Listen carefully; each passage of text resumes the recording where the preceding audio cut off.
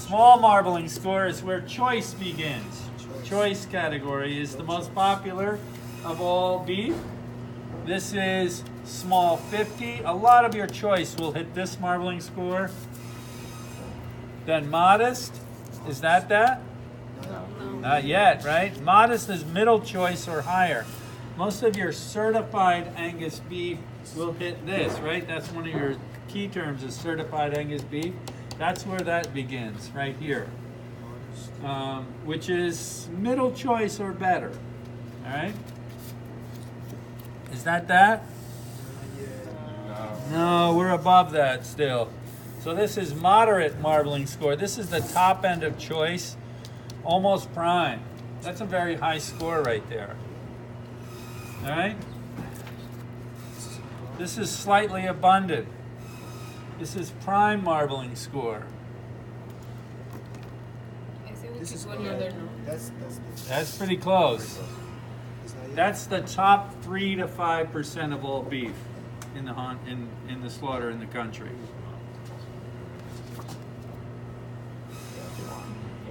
Yeah, that's high. That's a mid to high prime.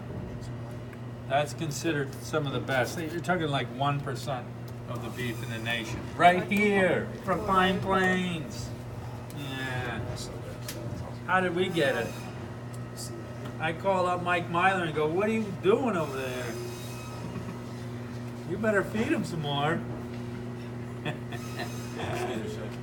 much did the whole only cost you? These are $3.10 a pound for everything.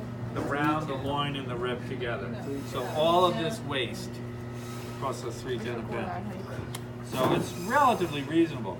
Now we go beyond the prime choice select marbling score and get into the Wagyu grading system. All right, this is a system that's used in Australia. It's used in Japan.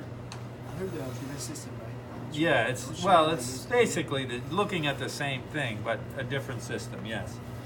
All right. So this is put together by the Japanese Meat Grading Association, and if you look at this, a number 3, a number 4, a number 5, what we have here is probably about I would say a number 4 or 5. It goes up to what? It goes up to 12. It goes up to 12. So it's a very high standard. We'll talk a little more about that later. All right? But that's an extremely, extremely high quality. For this to hit like a 4 or a 5 in the Japanese grading system means it's really high quality too. I guess it's A5. Well, that's A5 means a couple of things. It means anything from a 9 up to 12, and then there's other factors as well. There's 5 different factors. If it hits an A on every single one of them, then it would be an A5. All right?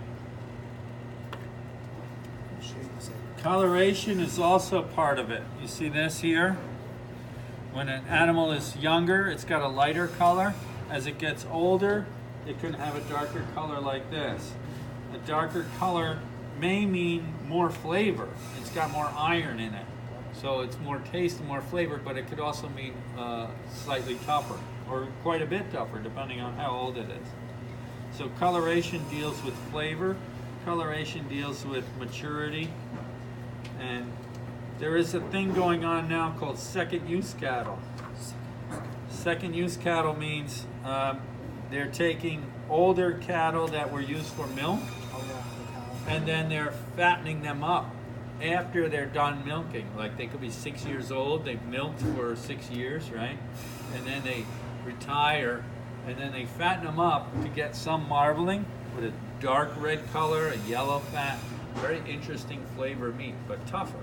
You know what I mean? They try age for a whole year. Huh? They do a dry aging for the cow steak for a whole year. Yeah, well, in some places. You can't go to that point and make money. You know what I mean? This, look, here's all the restaurants in the world. We're talking this. No. Let's talk here, where we can actually survive. You know what I mean?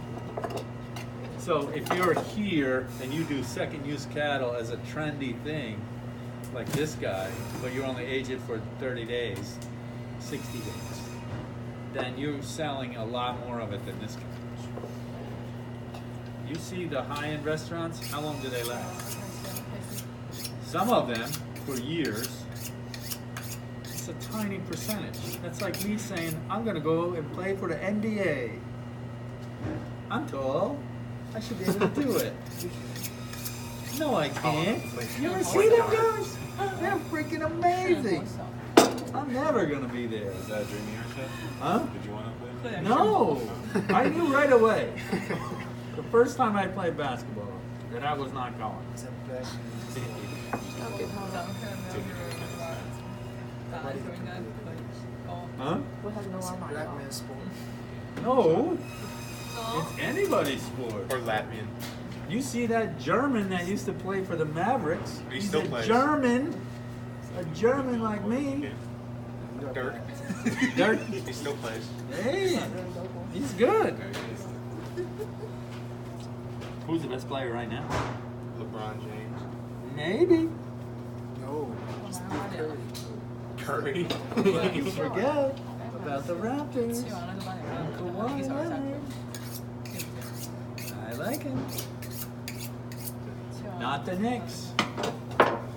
They're terrible. They're terrible. But they got the One good- day they're coming. One day. They're coming back. If the Sixers can come back. What do you got? Porzingis. Ah, he loves. See, he doesn't. Can't get any whiter than that guy. He's like 7 foot. Porzingis. Oh yeah, he's whiter than me. He's good though. I was there when he hurt his knee. I was at the Oh, yeah? game. Yeah. I love it. I love basketball.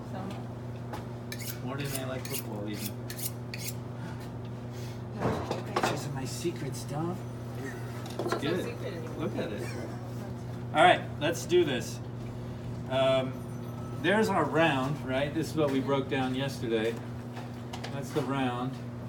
And we have the top round and all those parts, right? And today we're going to talk about the rib. We're going to make these. We're not going to go this far. And then we're going to talk about where's the chuck? There's the chuck. See, there's the shoulder clod and the chuck roll. Those are the two main pieces.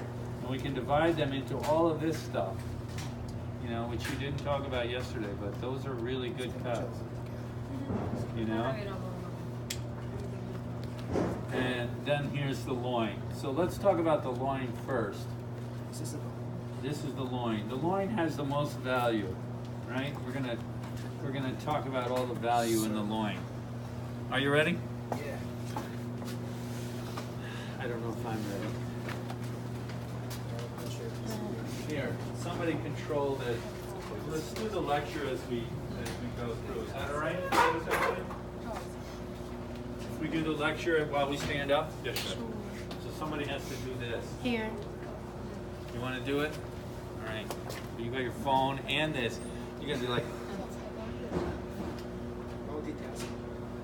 All right. So hit the slide. All right. One more. So the round, the loin, the rib, the chuck. Those are your primal cuts again, right? You know them. Now attached. The main focus today is going to be on the rib and the loin, and then below that you see the flank and the plate.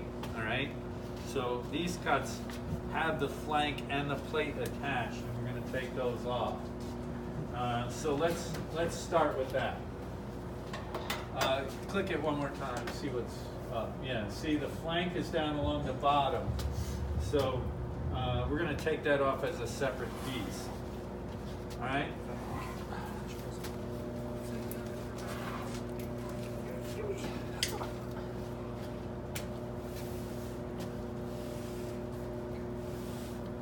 This right here, this is the flank. The flank only has one piece of value, and that would be the flank steak. Which one is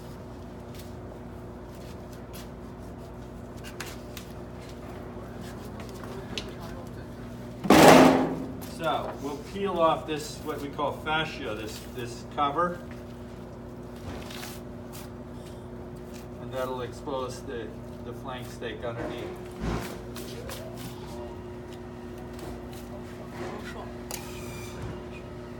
And the flank steak is good for what? Grill, Yeah, you can grill it. saute. The flank steak is fairly tender, Very quite flavorful. Not very tender. very. It's kind of a relatively inexpensive cut. All right, you have sheet trays? Yes? Yes. Sheet trays laid out. Let's lay the sheet trays out on the table over here. We're gonna lay out the 5 sheet trays. What we're gonna do with the sheet trays is this. We're gonna make the high value cuts. We're gonna put them on the right side. And then on the left side, we're gonna put all of the usable trim. And tomorrow when we come in, we're gonna take the usable trim and turn it into 80-20 fat to lean ratio. All right, as part of what we do. You gotta watch out.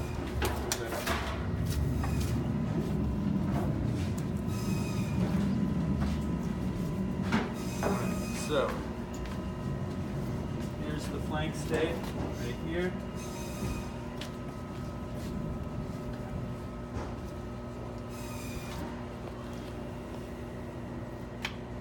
And the flank steak, like I said, it's fairly low price. What would you use it for? I'd use it for a slicing steak. It has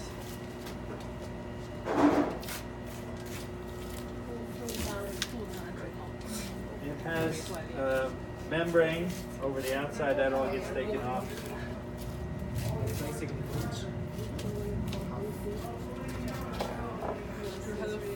So you see the obvious grain, right? You see the fiber lines running this way? You would grill it and then slice it across the grain and break the muscle fiber. All right? When you grill it, you slice it across the grain to make it tender. Flank steak. Chef, is all the rest of that just fat? Yeah. Now let's put this on the high value side. Chef, Now we'll show you this. So this piece, from here to here, is almost all fat. This outer piece here is muscle.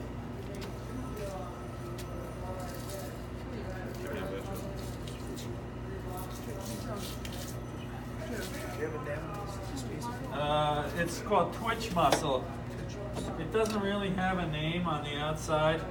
In Brazil, they take this and they stuff it, roll it into what you would call the matambre. So it's tasty, but it's tough, very So tough. it's cheap. Yeah, This one's cheap. yeah, you can't even find it. Like in the U.S., they don't sell it as a thing. So we're gonna put this on the left side as a trim. Because the name means matambre is como something that kills hunger. Como killing hunger. Como hunger killing. Yes, hunger killing. So in other words, it's gonna fill you up. You're gonna be like delicious. But that's the dish that's made from it. They stuff it and roll it. It's pretty good. Do you want to It's like a fat baby. Congratulations. I know. What's her name? Perfect baby doesn't scream. Why? Oh. What could you do with that fat? Render it. Render it and make beef tallow. Beef tallow. In other words, cooking oil. And what would you cook in it? Fries. I would cook French fries in it. This is called the kidney fat. This fat is the hard, crunchy fat, and in it is the kidney.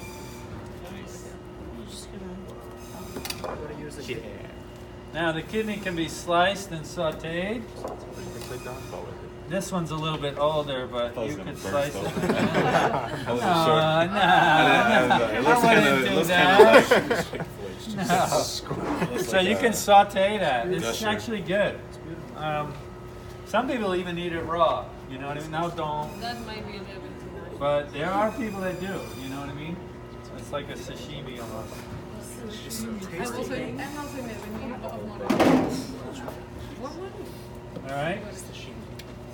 But the English would make like steak and kidney pie, classic English dishes like this, where they put it in a pastry with meat and kidneys, and they're English. Yeah. But it's a thing. But it is a thing. There's classic uses for the offal. For the beef kidney, beef kidney is kind of strong. A veal kidney is considered a delicacy, but a beef kidney is kind of strong in flavor. You could soak them out. Soak them in buttermilk, soak them in milk, salted milk. Yeah, you can give them flavor. All of this is fat. Another fat baby. Yeah, this is a really fat baby.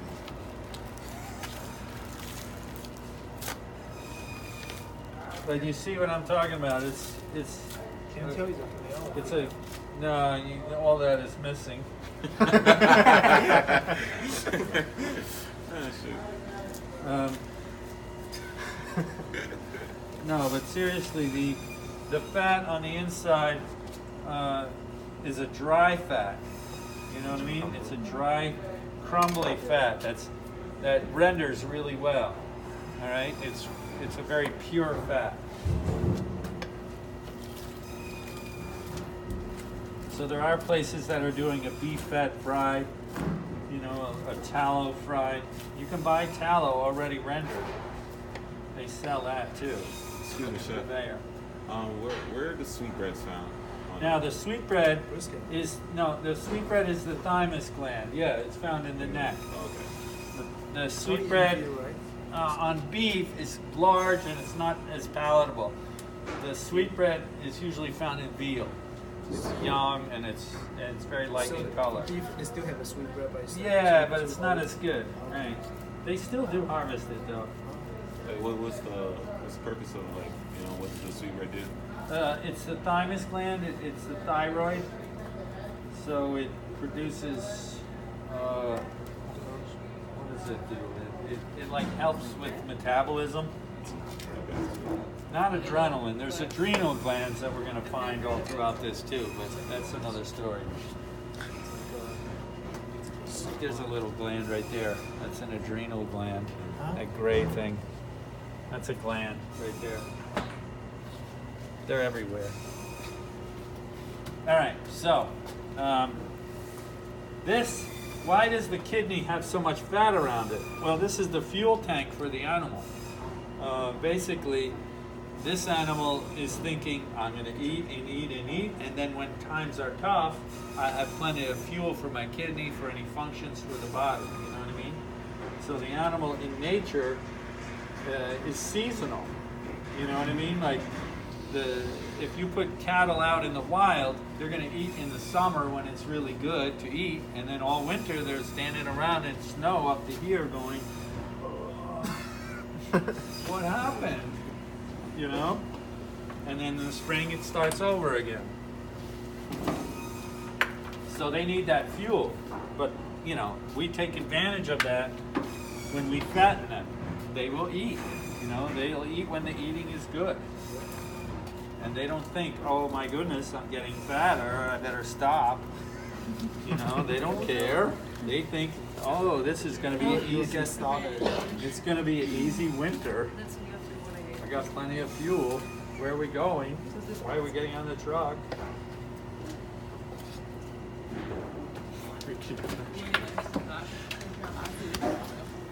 All right, so that's the flank removed, right?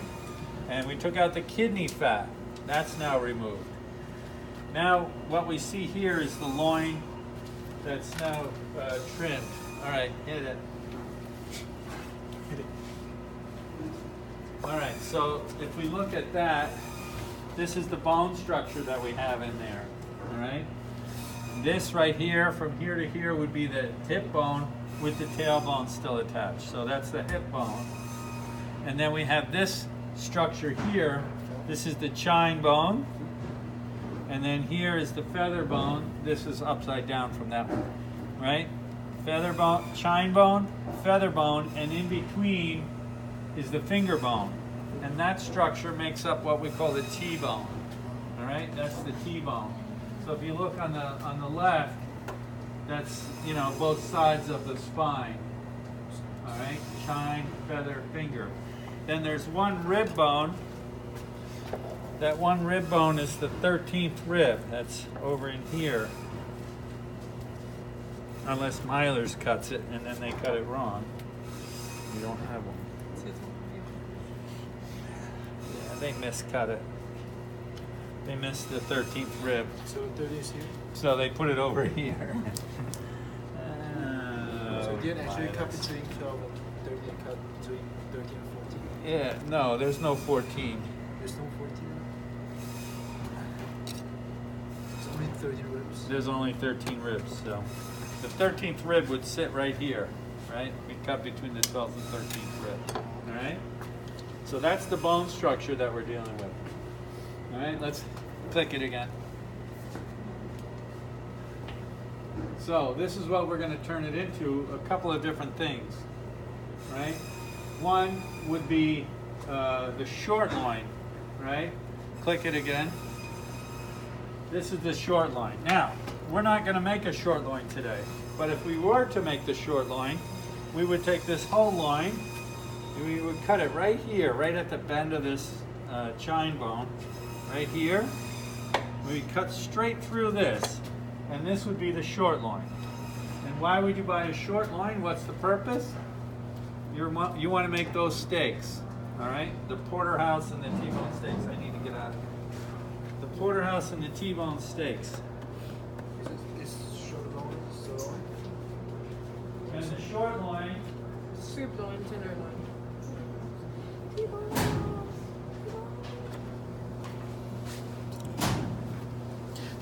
has this bone structure. Right? There's your T-bone. So when you look at this, right? It sits in there like that. What sits in here on this side is the tenderloin, and the other side would be the strip loin. All right? So tenderloin, strip loin together. All right? That makes up your porterhouse steak. If you look at this, that's the bone structure that you see right there. All right, so tenderloin sits here, strip loin sits there. So what's the difference between a porterhouse and a T-bone? Smaller tenderloin. The amount of tenderloin. That's right, the amount of tenderloin.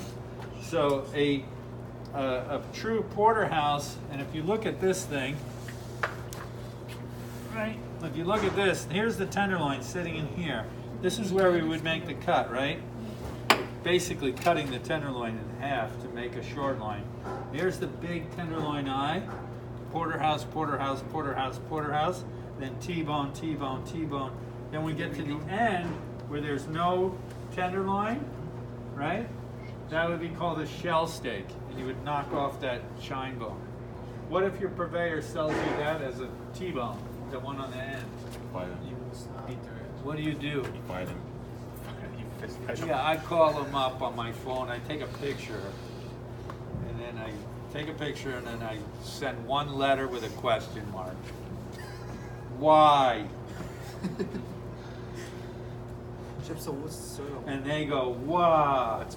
W-A, question mark, question mark. And I go, you know. Because they know what they did. They robbed you. Do you understand how they robbed you? They sent you that as a T-bone. Are you going to cut these yourself? No, why not? You don't have that. You don't have the bandsaw. Right. So you're not going to cut these yourself from the short loin. You would buy them portion cut, and you would say, I want porterhouse, or I want T-bone, but I don't want any of those little, no tenderloin T-bones. Okay? So why do you buy a short loin? What's the purpose? Cutting steak. Cutting steaks, right. And which steaks? Porterhouse. Porterhouse, Porterhouse and T-bone. T-bone steaks. Good. Porterhouse. So where does the porterhouse come from? Just this little section right here, the lower back. The lumbar vertebrae, the lower back vertebrae of the animal. Okay? You understand short loin? We're not making it today because we don't need a short loin in the school. We're going to separate the tenderloin and the strip loin and the sirloin apart. Is sirloin the same as strip loin? No, not in the U.S. In England, yes.